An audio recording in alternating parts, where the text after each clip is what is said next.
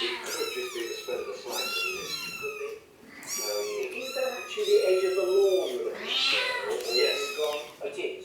So we've got this lovely lawn, but actually the implication would be that we would take a Well, I would go into the fire bed and right across the lawn. I feel we've done the sort of one little keyhole investigation here. We need to get something bigger that joins up. If we come right across here, we'll see what's going on outside this building, if it is a building, as well as what's going on inside it.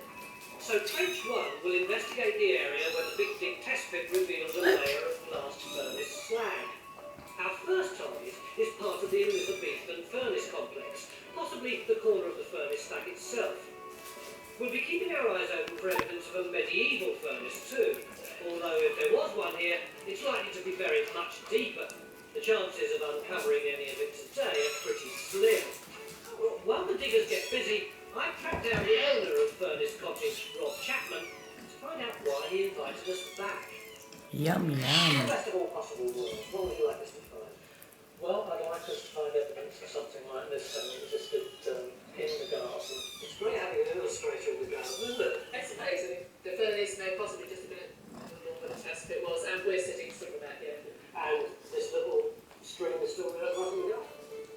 We've a pretty good idea of the sort of thing we're likely to find in Rob's garden. Most Elizabethan furnaces were built to the same design. At the centre of operations stood the furnace stack itself. The raw materials, charcoal and iron, went in at the top. A huge pair of bellows, powered by a water wheel, raised the temperature to the level necessary to smelt iron.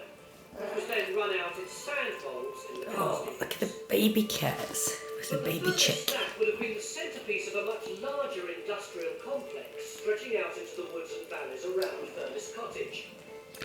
Stuart wants to piece together this bigger picture, but he's plotting his campaign with the help of county archaeologist Bill Clemperer. And you can see as well that the area all along the Church Valley, even nowadays, is very heavily wooded with all this green patches on it when it mountains and that. Of course, if you need lots and lots of timber to support the charcoal smelting itself, then That's right, so a whole industry in itself, creating the charcoal, managing the woodland so it's not exhausted too quickly, and that will be brought to the furnace site and brought to the carts. Can't even see the baby bird anymore because they're all trying to munch it. Munch, munch, munch.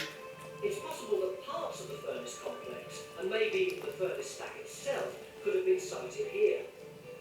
Meanwhile, in the incident room, Carenza's finding out more about the origins of the furnace, the brainchild of Elizabethan entrepreneur Frances Willoughby, and one of the most powerful women How's it going? in England, local landowner S. and Hart. this sheet here is actually the business plan. It's only on one page, but this effectively is to spell out the plan that will be produced in order to raise the capital for the outworks of Open Wall. That's amazing. So you see, it's listed the furnace. Oh, I think Mama's going to steal it. And every Yeah. single little sort of thing, a ton of sows of iron stands in all manner of charges, and then the figures for every single item. Isn't it amazing to have that sort of detail? It's wonderful. For this age to survive these accounts so completely is absolutely wonderful. We're still shifting the spoil from Trench 1.